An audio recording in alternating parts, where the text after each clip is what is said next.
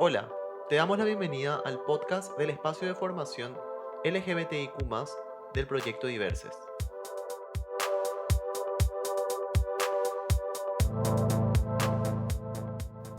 Episodio 9. Comunicación e incidencia. En este episodio compartimos herramientas de comunicación a tener en cuenta para abordar temas de género desde distintas perspectivas. Edu Barreto, diseñador gráfico y docente, nos comenta sobre algunos aspectos a tener en cuenta para realizar una pieza gráfica o diseño para nuestros activismos.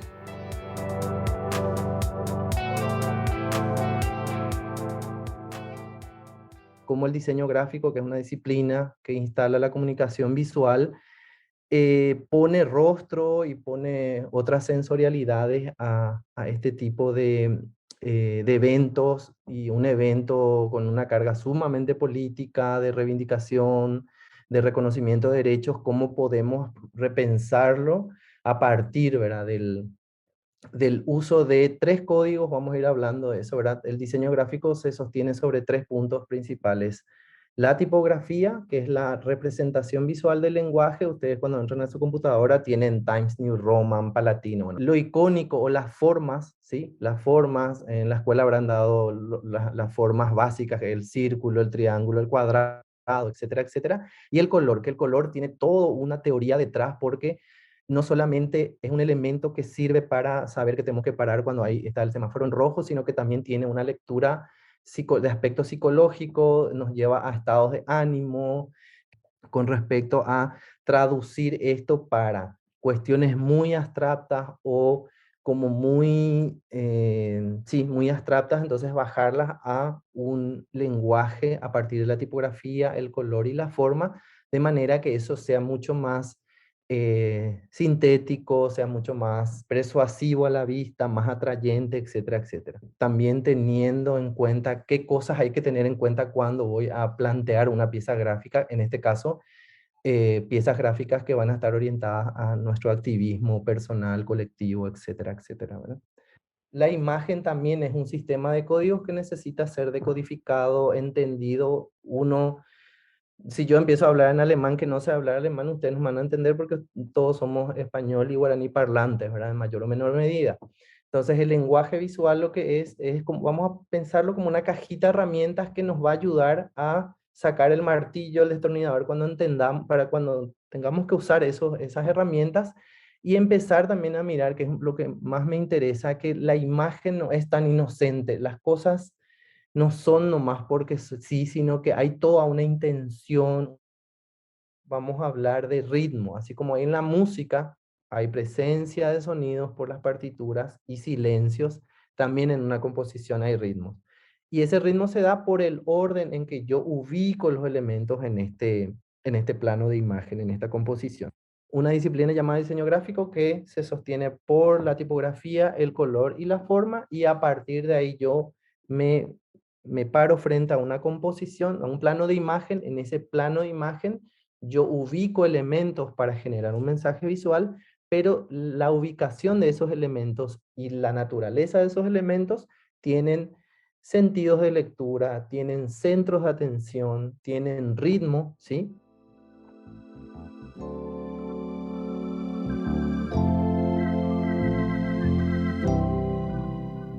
Continuamos con Juliana Quintana, comunicadora LGBTIQ+, que nos comenta sobre los prejuicios que existen en los medios de comunicación hacia las personas de la diversidad y los errores y recomendaciones a la hora de tratar la temática.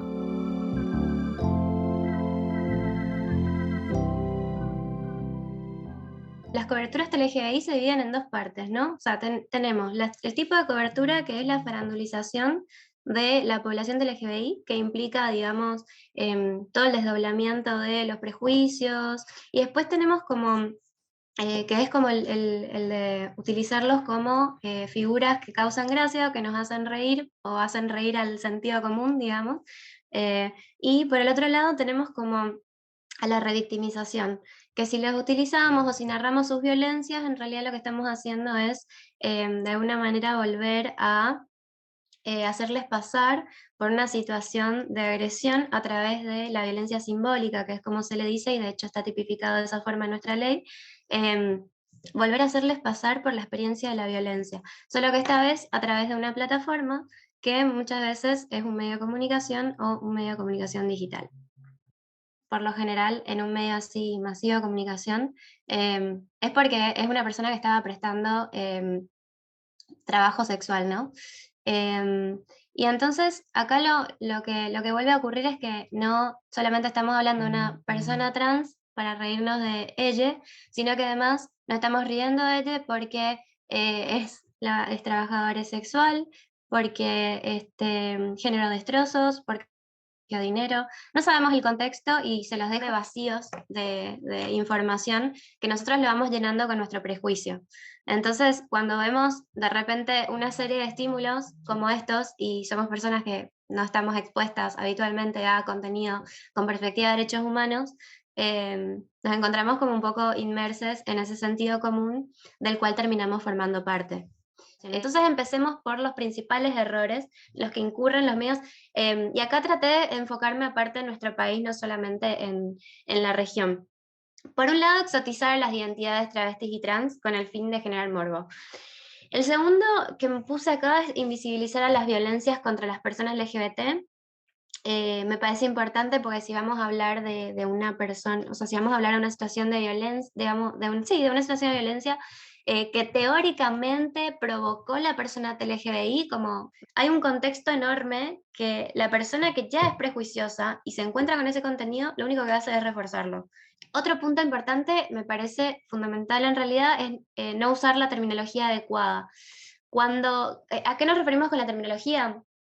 Tenemos que entender, o sea, acá yo todo el tiempo estoy hablando de los periodistas, ¿no? O sea, discúlpenme si no hay muchos periodistas en la audiencia, pero es también creo importante que ustedes lo conozcan, que es que si los periodistas no conocemos exactamente qué significan cada una de las siglas y qué de lo LGBTIQ+, y absolutamente todas sus diferentes, las distintas letras que no están compuestas ni siquiera ni incluidas en esa pequeñísima representación, no podemos narrar correctamente, porque si no sabemos la diferencia entre un demisexual, entre un intersex, entre una persona trans que engloba a la transgeneridad, a la transexualidad, al travestismo, o sea, si no comprendemos minuciosamente todas esas diversidades que compone la realidad, es imposible que narremos con respeto ninguna realidad. O sea, vamos a terminar violentando de una forma o de la otra.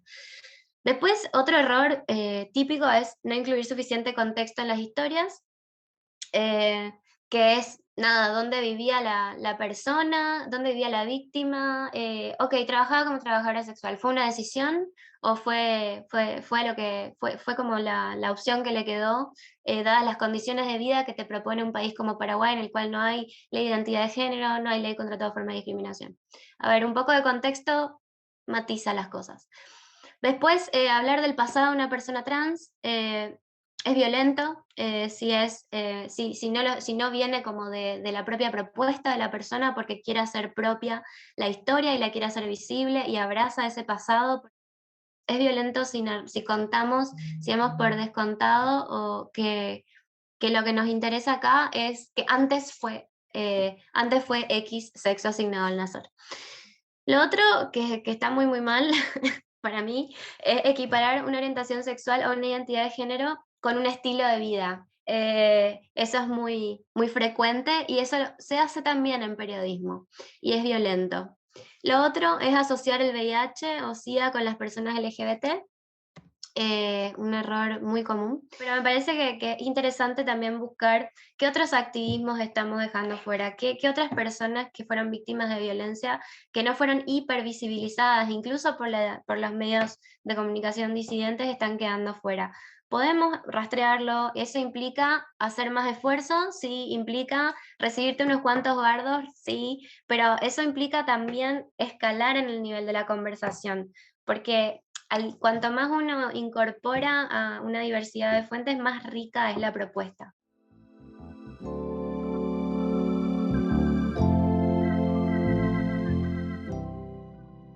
Para culminar, escuchamos a Alejandro Mamani, abogado y activista de Identidad Marrón, sobre algunos aspectos y sugerencias para organizar el activismo LGBTIQ+, teniendo en cuenta el autocuidado, las alianzas estratégicas y comunicacionales.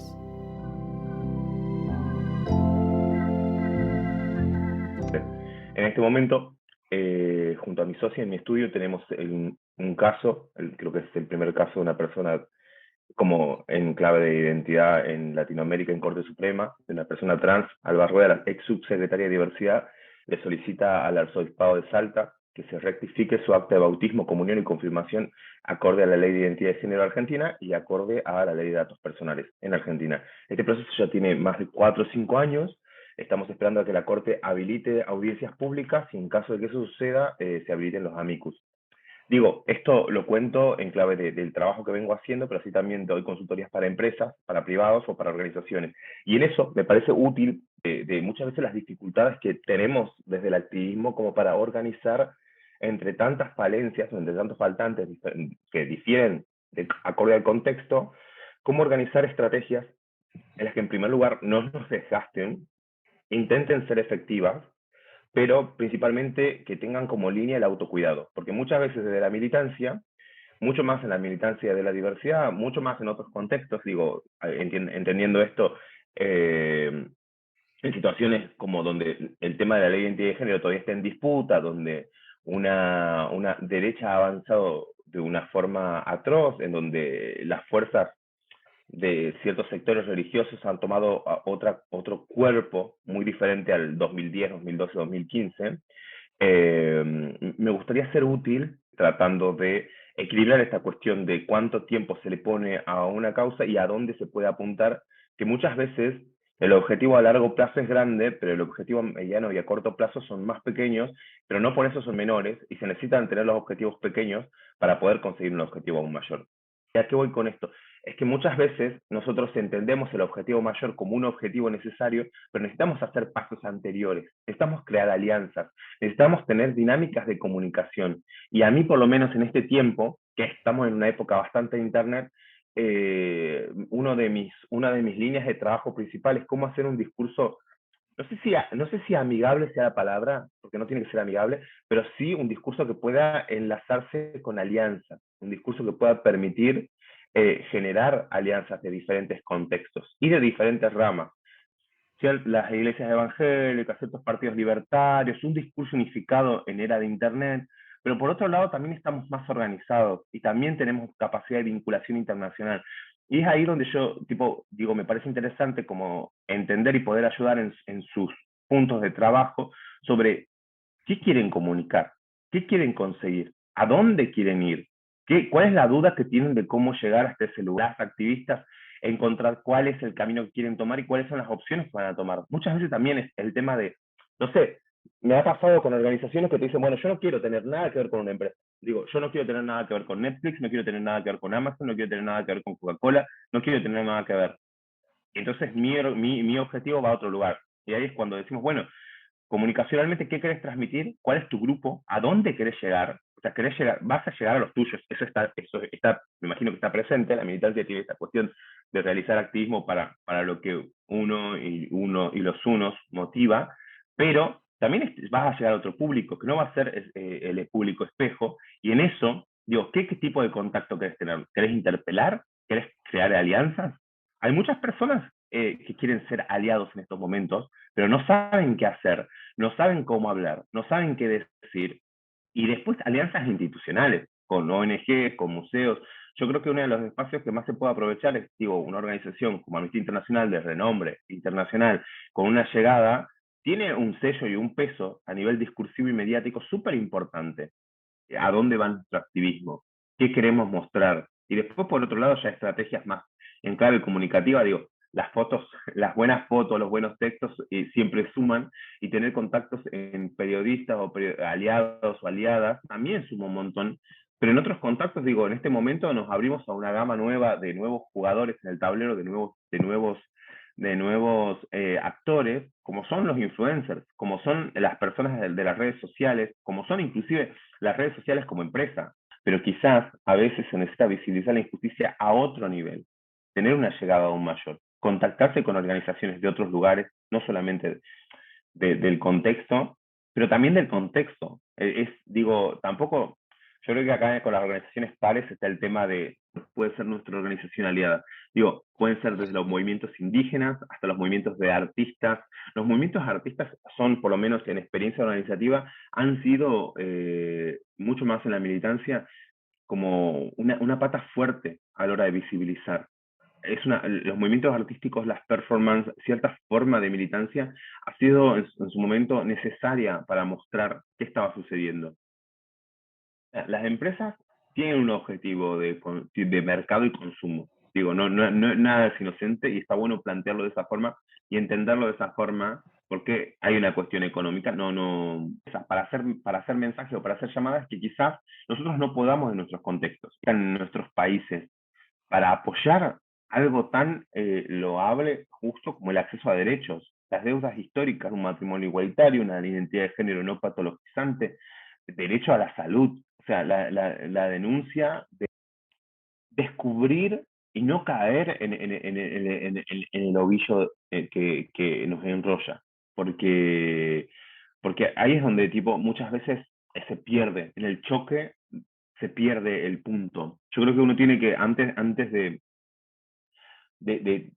comunicar, antes de ir a los medios, está bastante bueno el ejercicio de saber cuál es el foco, de dónde no nos pueden correr, de dónde no podemos salir, de dónde nosotros queremos estar, porque igual eso también sucede mucho, que en los medios el que se enoja pierde y es todo un tema. En términos comunicacionales también sucede algo así. Digo, a veces la comunicación de golpe, la comunicación agresiva, suma un montón, pero a veces es algo que termina teniendo una cuestión en contra. Y también encontrar alianzas, una alianza en clave estética, digo, una alianza en clave de fotografía, imagen, recolección, y después una alianza en términos de medios, ¿no? Periodistas, aliados, aliadas, que nos ayuden a poder transmitir lo que venimos realizando, las acciones que venimos teniendo en cuenta y darle visibilidad a nuestros actos. Creo que eso me parece importante. A veces es cansador, a veces no se reconoce todo nuestro trabajo,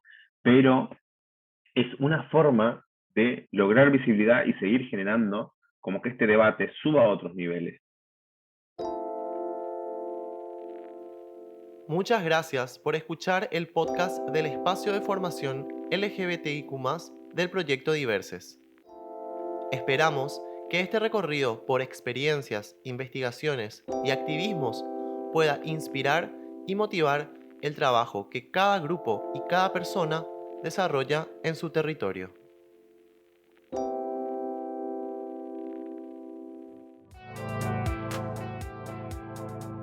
Espacio de formación LGTBIQ+, del proyecto Diverses, impulsado por Amnistía Internacional entre 2021 y 2022 de manera virtual.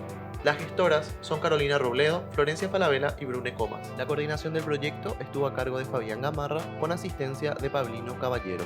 Ediciones de clases, Florencia Falabella. Ediciones de sonido, musicalización y guión, Brune Comas. Locución, Brune Comas. Diciembre 2022.